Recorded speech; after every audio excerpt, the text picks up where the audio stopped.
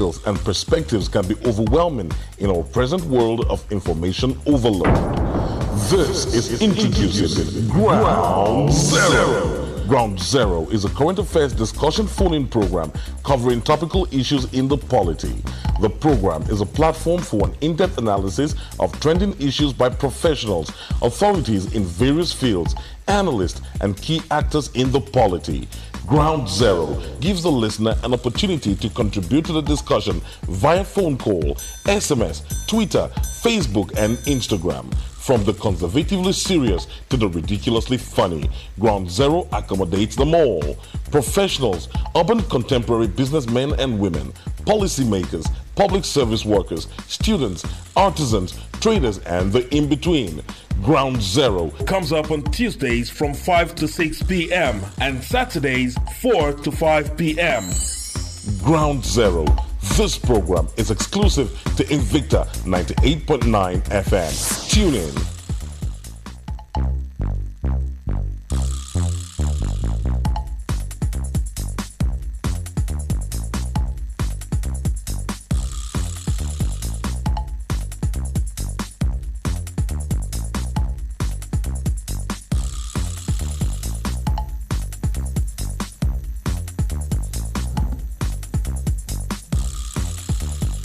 It's another lovely, beautiful Tuesday, and you're right here tuned to Invicta 98.9 FM. It's time, as always, for the Never Dull Moment program on radio, Ground Zero, the program where we pick up topical issues in the polity and with analysts in-house. And of course, guests and you, the listener, we get to look at these things, talk about them, and try to have a clearer and better understanding of all of these issues. Today, it's a full house. And what are we going to be talking about? We'll be talking about these top two trending issues when it comes to Nigerian trend, online, offline, and even on the street.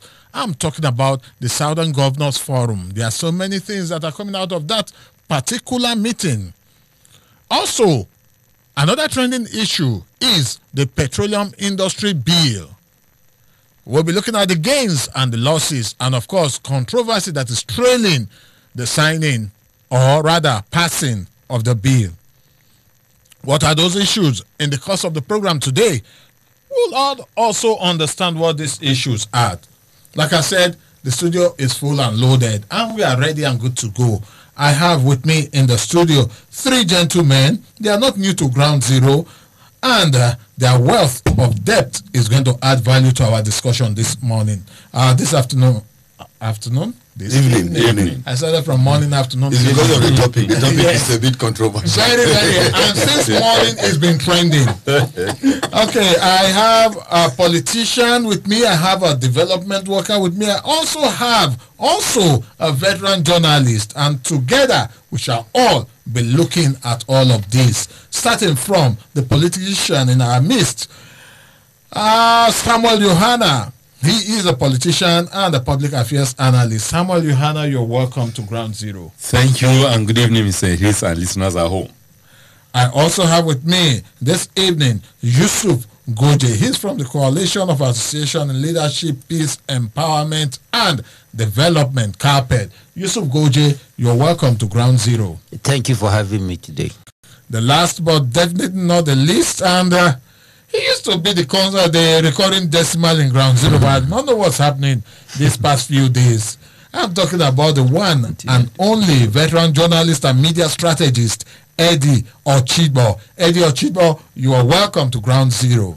How many hours ago that I was appearing and you said that? I was there. I was here with my brother here. Jeffrey Mbegde. And we trashed out this. How long ago was that? To me, it's like last year. I don't know. My lovely greetings to the listening public. All right. And you, the listener, you are also a part of the program today. And, of course, I'm sure you know that our social media portals are open for you to make your contribution, starting first from the Invicta FM Facebook page, Invicta FM Kaduna. Go there, you see the post and also the video in respect of today's program. Add your voice to the conversation and let's know what you're talking about. Also, my personal Twitter handle now, not Invicta's Twitter handle, at Ground Zero 247. You can also go there and add your voice to the conversation of what we or add your voice to the conversation. Let's hang it at that. And on YouTube, it's Invicta FM Live on YouTube. Also on Instagram, it's at Invicta FM 989. All of these are platforms where you can add your voice to this conversation. Remember to always use the hashtag Ground Zero, so I know that your comment and contributions are meant for this program, because we have so many other programs using the same handles. My name is Ehis Adbon. You can call me the Peacemaker. All right. Within the past 6 or 7 days, so many things have happened in the polity, and so many people have been commenting and contributing to all that's been happening. And today on the program, we'll be looking at some of these issues and looking at how it will how do I put it now? How it will impact on good governance and quality of life for Nigerians. Just yesterday, the Southern Governors Forum, made up of 17 states in southern part of the country, met, and after the meeting, they came out with a communique. Though the communique is long, I wouldn't be reading through all of it, but I'm going to pull out just some 5 major items that we will look at on the program today. And the first one is the southern states must pass and sign the anti-open grazing law before September 1st, 2021. That's number one. Secondly, security agencies must inform state governors before any operation in their states. 3. 2023 president must come from the south. 4. 3% to 5% to host community in the PIB is rejected. And 5. 30% oil exploration fund in frontier basins, mostly in the north, are rejected. These are some of the 5 things we are pulling out of the communique, and it was signed by the governor of Ekiti State. No, Ondo State. Oh, sorry, Ondo State. Arakunrin Akeredolu. And that's for that. Now, let's look at the second item, which is the petroleum industry bill that was passed just last Thursday. And so many things have come out of that, starting from, majorly from the Niger Delta. Even in the process of passing that particular bill, the Senate was divided along states that are producing, or south states and other parts of the country. And I recall that the Deputy Senate President, Ovie Omo Agege, had to come out and say that at this point, he is not speaking as a Deputy Senate President, but speaking as a senator representing Delta Central Senatorial District, and that he's speaking on behalf of his people. He is passionately appealing to the Senate that they should increase it, that the host community, what accrues to the host community, they should increase it to 10% instead of 3% that the Senate agreed, or 5% that the House of Representatives also agreed. Senators from other parts of the country majorly kicked against it, and specifically the senator representing a senator from Katsina State, the name just jumped off my head now, came out to say that when the GMD of NNPC met today and they were discussing the cost of this, the GMD has said that what will be acceptable is 3%, and they insisted on that. A voice vote was taken, and of course 3% carried the day, so it was pegged at 3%. Now, the Petroleum Exploration Fund is going to be made up of 30% of the profit of the NNPC. that's the limited NNPC Limited, the company that is going to come out of NNPC when the president assents to the bill. And now what they are claiming is that if those that already have oil being drilled from their place would only get 3%, what justification will it be that someone else, that exploration only will get as much as 30% of that? Then there was also the claim, there was also the angle of which state to explore and what qualifies a state to be explored. Is it by the whims and caprices of whoever? Is it that once anybody just suspects or suggests that there is hydrocarbon deposit, that's crude oil deposit in any state, by default that state, the mere fact that it was suggested or thought or reasoned by any person, by default that particular state will benefit from that 30% profit? These are all issues that came into play, and so many people have been venting. And of course, as usual, it's always a long geopolitical divide of the country, majorly south and north, and further broken into south and other parts of the country. These broadly are the issues that we'll be looking at today in the course of the program. And of course, we would have loved to talk about the children that were students that were abducted just yesterday. I know that we've talked so much about it, and why we believe that God is going to step in and take charge and take control.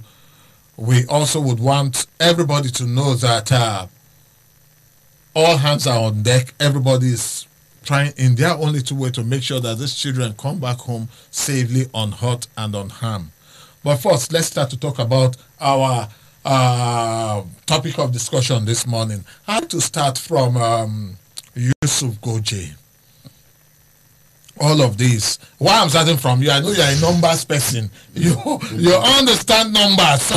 You can see them graphically. What does this numbers? I want us to start with the petroleum industry bill. What does this numbers? How do they represent? It's so confusing to so many people. Do you have some light that you can shed? Let's have a little more understanding of it. What all these percentages even mean to the average Nigerian? How does it translate to quality of life? Those are the things that we are looking at today. Yusuf Goje. Well, if you look at the political economy, they always use numbers to confuse the ordinary people. And that is why you see things, they put percentages to things and what have you. But those percentages don't really translate to the realities on ground. But what we are seeing is that the mainstay of our economy is the oil and gas sector. It's the highest foreign exchange earner for the country. Unfortunately, it does not contribute much to our GDP. But why you have seen so much interest in this bill is because that is where the cash cow is. And everybody has interest. And for the host communities that are saying that we want 10% equity holding on what is generated and what have you, it shows that these communities have suffered for so long, and they want to feel part of natural resources that God has blessed their lands with. But also, we must ask critical questions. The 13% derivations and what have you that the South is presently getting, how well have they utilized it? We have only seen that a few enrich themselves with these monies and what have you. So what you see in percentage is just everybody trying to get a cut of the pie. And sadly, I am saddened by the attention that this PIB bill is getting, for not the fact that the issues being raised are important, are not important, they are important, but the reality is that we are not looking into the future. Yeah. When a lot of countries are making laws that would enable investment and innovation around information and technology, we are here fighting around oil that in the next 5 to 10 years might lose its total economic value. And it means that even those that buy from us might no longer need that product over time. So by coming back to the petroleum industry bill, This has been a long situation. The 10% was initially proposed under the late President Yar'Adua. Yeah. Then now we have a situation where the president House is saying that I think initially it was even 2.5%. Yeah. Now they are talking around 3%, and governors are talking around 5%. But the unforeseen hand is the international oil companies. Because if you read Adesina's book, that was one of the major reasons why the PIB under Yar'Adua did not scale, because the international oil companies came together to protect their interests, and they pushed a lot of monies to sabotage this. So these are issues that the politics that we're seeing. Then you also have our own local politicians, because politics is economics. Yeah. You understand? Every politician is looking at how this law would favor his own interest politically and even economically. So these are the issues that we see. But as far as the numbers are concerned, all we are seeing is just everybody trying to get a stake for himself. And I think, as far as I'm concerned, that even if we say 50%, going back, which is not realistic, to the host communities, for me, I won't argue with that, because at a point in time, historically, just pre-independence to immediately post-independence, you see that almost all the 3 regions were generating revenue from their own natural resources, either through agriculture or other natural resources. And they only remit, I think, about 50% or so to the center. And what we saw then was that there was competition in terms of physical and economic growth.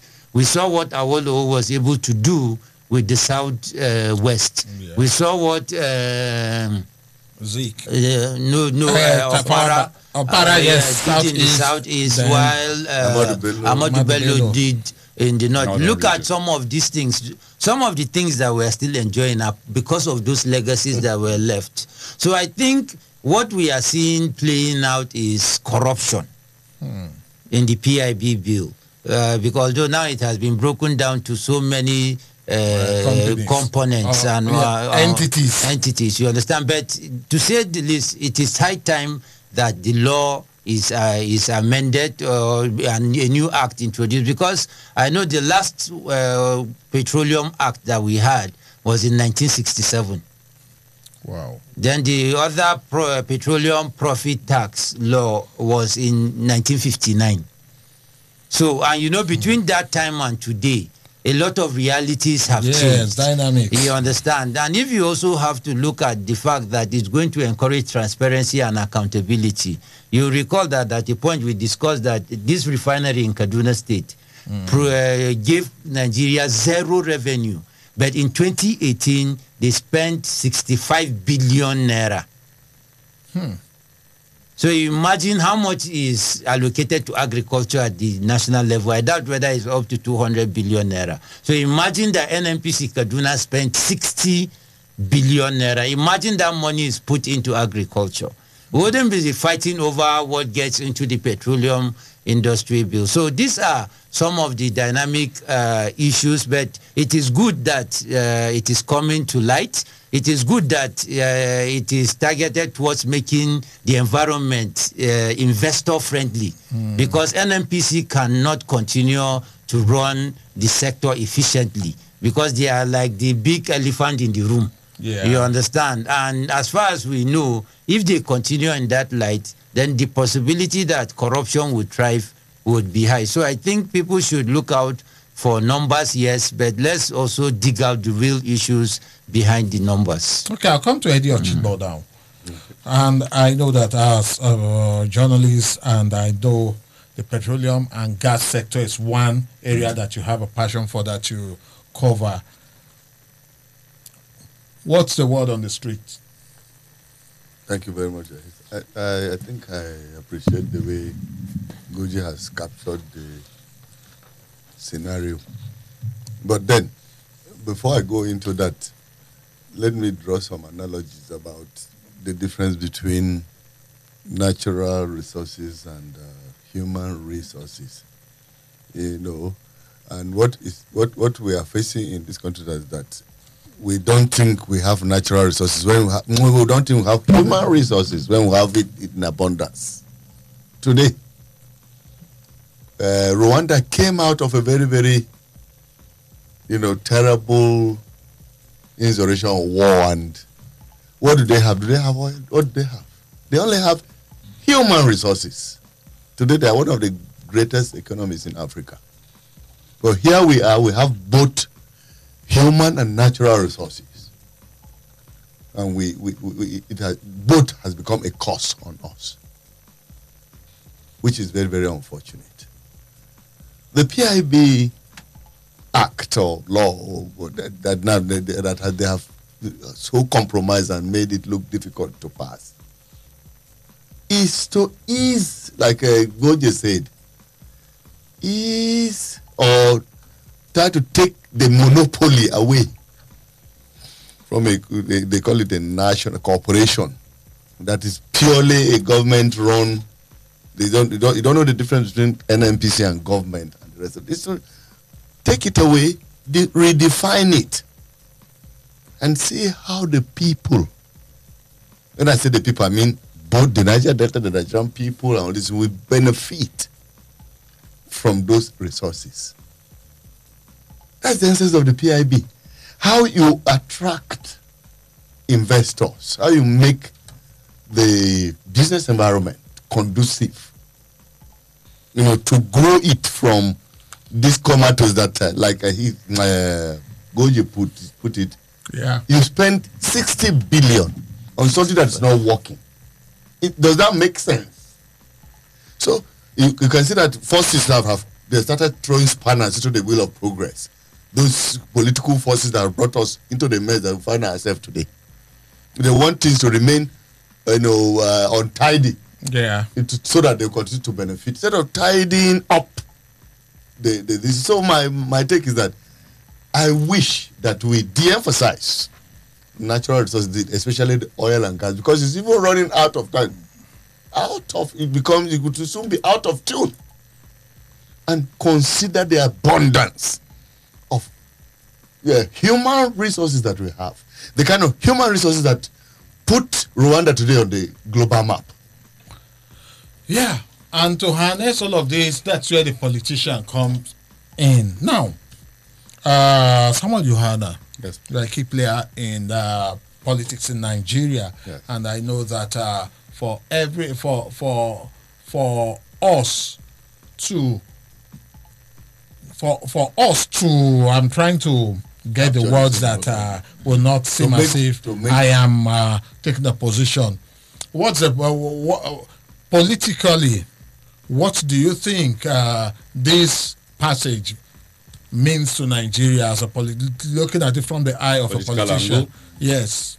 Yeah, Mr. Hayes, this petrol industry bill ought not to have come at a better time than this, because it's long overdue. Even the investors in the oil industry are reluctant to continue investing. Reason because there are a lot of bottlenecks there that has slowed down the industry being liberalized. Yeah.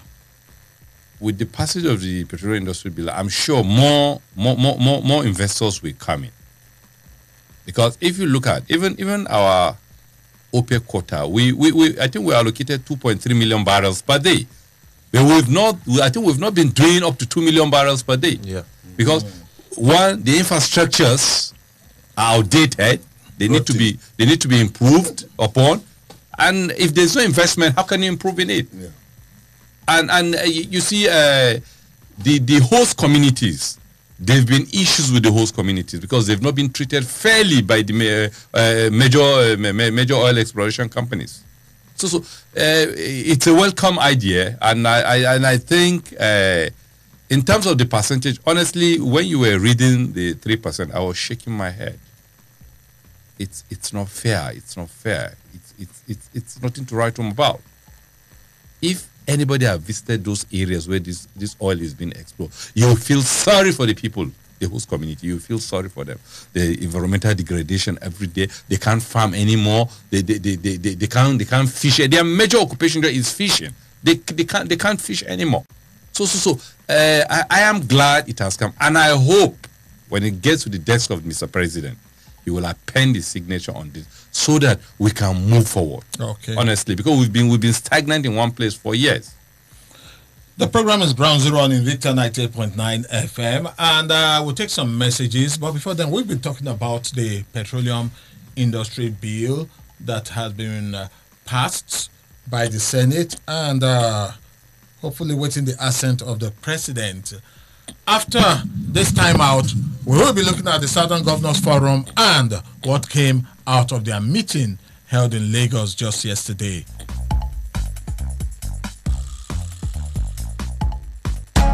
From the Marshall Time Out, the program is Ground Zero right here on Invicta 98.9 FM. And like I said before the break, right about now, we'll be looking at some of the governors, Southern Governors Forum, and of course, what's resonating all across the country. Yes, we may still touch on their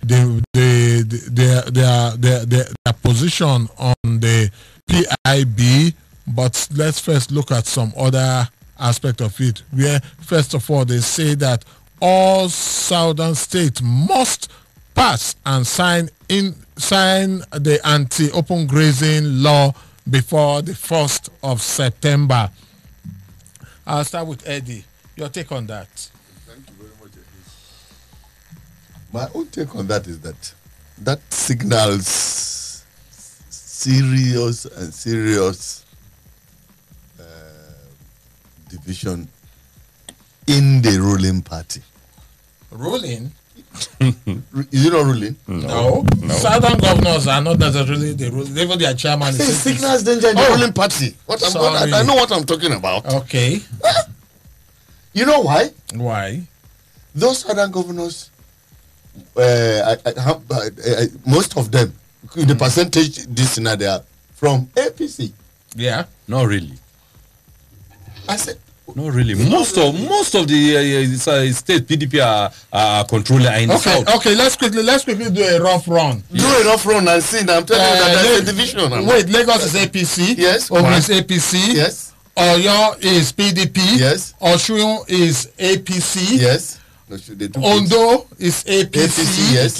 Ekiti is APC. Yes. Then Edo is PDP. Ebonyi is APC. Cross Rivers is APC. I have my facts. I think they are almost. They are more than the APC governors in that 17. They are more. No, they are almost. Or almost 50-50. Let us even call. Okay, let us say PDP is even more than them. What does it portend for the party? Because this tells you that there's now a dichotomy between north and south, and that is dangerous. That divides the country. Yeah. They are challenging the position of the ruling party of which they belong. I don't know how to put it. I don't even want to go into it, but it tells us that, look, all is not well, and there is need for our politicians, both PDP or what, because they are the same. There's no difference between PDP and APC. You've always maintained that position. Yes, I've maintained that position because they run. When they switch there, they run to there. If it's bitter there, they run back. What is the difference if it's not Buhari? Buhari is the only person that I can say, okay, maybe it does not belong to this shenanigans, political shenanigans. Yeah. So it's worrisome. What's happening in our country is worrisome. Insecurity is consuming us. Yeah. South is not happy with what is happening. I want you to also quickly comment on the fact that they are saying that any security agent must inform them before operating. That explains what I'm telling you. Explains that's what portends danger. And do you know why that statement is slotted into it? No. The way Amana Igboho was, do you call that arrested? Or I don't know. Attempted arrest. Only declared wanted after they could not. My pain is that I don't support all these people who want to do all this, but why destroy the man's property, cars, break it down? Are the cars Igboho. So it doesn't tell well. So I don't. You never can tell who destroyed those vehicles. And they arrested the There was cat. exchange of fire. And they Did arrested, they deny that they and tried? they arrested the cat. And they even arrested a cat. Whose cat? Johanna. Igboho's cat. No, they saw a lot of jackets They there say with their Igboho- fetishes. no, So they maybe say they Igboho- believe the cat Igboho was has become a cat. They carry the cat. Yes. What a shame. And presidency must come from the south. And that's why I'm saying that is clear disagreement. Even within the ruling party, you belong to it. Are you sure some political stalwarts are not the people playing chess game with those governors? What are they play? Can you change the position of the parties of the governors involved, whether they play or not? Can they play into the? I don't understand what you're talking about. It might be used by some people that have been desperate to be president And of Nigeria. that's the thing. He's comfortable with the party, the ruling party. We will get it sorted out. All right, I'll come to Yusuf Godje now. Yeah. Also react to these three items. The fact that must sign anti-grazing law before 1st of September. Security agencies must inform the governor before And carrying out everything operation. must. And the 2023 president must come from the southern part of the country. React to those three items. Well, I'm just wondering whether those that have said we are a zoo are actually prophesying, because at a point in time... No, it's only one person that said we're a zoo. No, it's not those. It's yes. Because at the point in time, snakes were swallowing money, monkeys... on that premise. Others have been involved in some form of economics in Nigeria. And cats are being arrested. So you wonder what Go is check. happening to You economy. have the comedy. But the reality is that this is a sad commentary on our nation, that we have resorted not to doing politics of ideas or politics of ideology, but our leaders have gone down to politics of ethnicity and Division. religion. Yes, the southern governors have every right to take all the positions they took. But again, we need to look at the undertones that says this is all 2023 playing out. These southern governors who knew of the issues around grazing and what have you before today. Yeah. But why is it now that they are taking such position? Do we wait till the situation is this bad before we begin to react? So it tells you that everybody is putting out his best card to enable them bargain for 2023. So I believe every other issue is a sub to the South must produce the next president in 2023. And it's unfortunate when we have issues of poverty, we have issues of insecurity, we have issues of, look at our debt. We are almost at approaching 43 billion naira. So these are issues that we should be talking about and discussing at this point. Unfortunately, we see that 2023 is the thing. So, but for the law banning grazing reserve, grazing, open grazing, I think it is their right to do so. They are the chief security officers of the state. If they can't depend on the federal government to provide security, then they should take their own initiatives. And if it is what they want, it is okay. It happens all over the world, where states take decisions or make laws that go contrary to what the federal government is doing. It happens a lot in America. So I think it's not anything that should be a front burner issue, because we have more issues that are disturbing us as a nation, and that is where all our thoughts, our ideas should be focused on. But sadly, we are talking of Sunday Igboho. I'm still getting used to pronouncing his name. I think the realities are, it is when there is bad governance that you find people taking advantage of these things to come out to be secessionists. Address poverty, address unemployment, address inequality, and if you come and tell somebody secede, he would even insult you. Yeah. You understand? You don't run away from a family that is good. Ensure that there is justice. If you're dealing with the average hard man in the north, meant out full weight of the law on the person. If you're dealing with somebody in the southwest, a secessionist, and you feel he is going towards the level of felony or treason, you meant the law. When people see there is balance, you understand. But what has brought about more tension around this secession is because the actions and inactions of the president has created suspicion and mistrust about his bias. So it means that people begin to say, no, with the way things are going, we need to begin to have our own political, even security systems, so that when push comes to shove, they can resort. So let's go back to the fundamental issues. All these other issues that we invest, these are distractions. People are falling into poverty on a regular basis, and that is the problem. People are losing jobs on a regular basis. That is a problem. Let's address those problems and leave the politicians to do their 2023 politicking. All right, I'll come to Samuel Yohana now. Yes. And also, Sensory pull out from the communique by the Southern Governors Forum. React to them.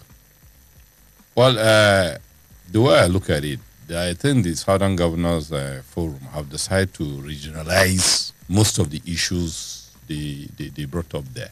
Because you cannot say power must come back to South in 2023. No. You lobby for those things. You know where the votes are. They know where the votes are. Political parties in Nigeria have a gentleman agreement that there will be rotation of power. They ought not to have used that word must. That's why I said something when Eddie was talking. I hope some people that have been desperate over years to be president of Nigeria are not doing some things on the ground. So that when push comes to shove, they say, okay, let's throw the presidency open. Let it go to anywhere. Yes. Is this some people or a person? We don't know. Well, I don't know if there's a particular person there. So they and you see the open grazing. They've been on the same page saying that they don't want open grazing for a very long time. They've been saying, even before now, they've been saying it. And you see, let me tell you, the modern way of rearing animals is ranching. It's ranching. Everybody knows. Everybody knows all over the world. So people they're traveling in the dead night in the bush with cattle. No. They are punishing those cattle. Yes. And let me tell you something. Most of those people rearing those cattle, they are not the owners. They are not the owners. The owners are sleeping in the comfort of their bedroom in the night. That's the truth. Well, these herdsmen are exposed to all kind of dangers in the bush. So it's a welcome development, and I hope our other brothers in other regions will reason with the Southern Governors and let this ranching come to stay. The last item that the security operatives or agencies must notify them before coming to said carry out they should stop operation. using that word must. You see, let me tell you. They actually said should. Okay. If they say should, well, it's okay. There are certain operations that I don't need to tell you that I'm coming to carry out those operations. There are certain operations, yes. But normal operation, you tell the chief executive of the state, we are coming. I see one of the reasons why probably the security agents don't inform, make it open is because they don't want the operation to be compromised before that day. They don't want it. Like I tell you, if they had made that Sunday Igboho zone known, I'm telling you, they would have met anybody in that house. But what exactly is Sunday Igboho's crime? He is mobilizing people and he's champion secession. And I mean, there's so many things. Because but the call for secession, is it actually a crime? it all depends on the way. It all depends on the It's approach. self-determination. It all depends on the approach. And I don't know how true is it. There are allegations that Sunday Igboho has certain toll gates in some areas in the southwest where people pay certain levy. They pay toll fee. But he also charges. But that has become a norm, because if we come up north here where we live, an individual, people, herdsmen, collect toll before anybody can go to farm. I can tell you that because I know my wife owns a farm. These are bandits. These are bandits. These are bandits that do that. These are bandits that do that, and terrorists. These are bandits. Have they been called like No, that? sorry, Nobody has called them bandits. No, not terrorists. Nobody has called them terrorists. No. Where are you? Boko Haram are collecting this thing from people fishing in Those That they refuse to call them terrorists. Haraji is tax. Yes. And I'm talking about the ones around. Okay. No, Igboho was getting out of hand, so they was need to cut him to size. Okay. But it's coming too late. It's coming too late. All right. Well, let's open up the phone lines. lines. To call my name. You don't want me to contribute. No, Let people call in. 081400989 and 07087800989 are the numbers to dial to add your voice to our conversation. Hello, good evening. Hello, good morning, Mr. His. My name is Musa Bala. All right, Musa Bala, you are welcome to Ground Zero. Thank you very much. Let me congratulate the Southern governors for a meeting. The only thing is that they keep contradicting themselves. They believe in one Nigeria, and they're bringing funny demands that contradict the Constitution of the Federal Republic of Nigeria. First and foremost, it's funny for them to now demand that the security agency of the federal government should notify them. If you are claiming that they don't have power, where are they getting this power from? Is it how somebody will just wake up one morning and say he arrogated to himself a certain power? That use of word must is what is every day creating more problem in this country. And for them to say that the next president must come from the south. Please, that's my own error. They use the word should, but from the pull-out. In your introduction, you made mention of must. That's exactly what I'm saying. That's my own fault. Exactly. Must. That word must. I'm very sure majority of Nigeria are determined to show them that word must is not appropriate in a democratic setting. And at the same time, Sunday Igboho is a terrorist because he led the killing of so many innocent, unarmed people doing their legal businesses simply because they belong to a tribe or region in Nigeria. So he's a killer, he's a murderer, just like Shekau, like any other terrorist that kidnap or kill people in anywhere in the country. Sunday Igboho is one of them, and the Nigerian government will get to him. Thank you, Musa Bala. I have this call coming in from Alex Oshobu. Hello, good evening. Evening, sir. Good evening, sir. Good evening to my guests in the studio. Thank you. Good evening. Yes, sir. I just want to make my own little contribution. All right, quickly. Yeah, first and foremost, Sunday Igboho has committed no crime, leading peaceful rally for self-determination. Like I said on the program last week, Saturday, it is enshrined in the United Nations Organization Charter, which is the highest and the biggest political umbrella body in the whole world. Many countries have experienced that, and it is never an act of terrorism. And I doubt if there's any evidence against Sunday Igboho that he has two gates where he's collecting fee from people. I've never seen evidence of that. I've been following him. I've never seen anybody bringing evidence. Most of these are just rumor. I said it's alleged. Alleged. Dog bad name just because you want to hang the dog. And the issue of the southern governors. Yeah, I've read their communique and I've not seen where they use the word must. Must, yeah. That was why I said it was my fault. Yes, and in politics, there's always room for negotiation and there's always room for compromise. So the political class, even though it is not written in their constitution, but they always have a way to play their cards. All right. This is my own contribution, sir. Thank you, Alex Oshobu, for that contribution. Let's take this other call that's coming in. Hello, good evening. Welcome to Ground Zero. A very good evening, His and the crew there in the house. I'm Kure by name. All right, Kure. Yes, they've spoken very well. Me, I see no reason why you call Sunday Igboho a terrorist, and you cannot call the bandit that are hiding, killing innocent Nigeria. The same act Igboho is using almost. I don't think Sunday, as a person, they kill people like the way the bandits are taking people's life. I told you, I'm a what can I call it? I'm a victim of it. Even these children that they've just carried, two of my neighbors' kids are inside them. And it's close to that of my brother that was kidnapped and his wife that happened to die last year. So, I see no reason why. What do you give Master A, give Master C, so that everybody will know when he crossed the border will cross him back. Have a wonderful day. Thank you very much. Thank you so much. Hello, good evening. Welcome to Ground Zero. Yeah, my name is Comrade Gabriel, the Texas man. All right, the Texas man. Yeah, I want them to answer me this question. When the petroleum deal, whether it has been signed or not been signed, the Minister of Information is saying that the federal government of Nigeria is spending 60 billion every year to repair the pipelines.